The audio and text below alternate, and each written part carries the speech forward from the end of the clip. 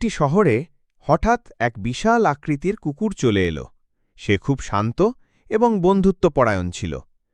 কুকুরটি চারপাশে ঘুরে বেড়াত এবং একদিন রাস্তার পাশে হাঁটতে হাঁটতে তার এক সদয় মানুষের সঙ্গে দেখা হয়ে গেল। তারা কথা বলতে শুরু করল এবং অল্প কিছুক্ষণের মধ্যেই তারা খুব ভালো বন্ধু হয়ে উঠল। সেই দিন থেকে তারা প্রতিদিন একসাথে রাস্তায় হাঁটত, খেলত এবং সময় কাটাত। কুকুরটি মানুষের সঙ্গে খুব সুখী ছিল, যেন নতুন এক পরিবার পেয়েছে।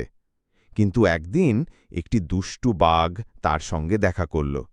বাঘটি প্রথমে অনেক ভালো আচরণ করে কুকুরটির সঙ্গে বন্ধুত্ব করতে চাইল।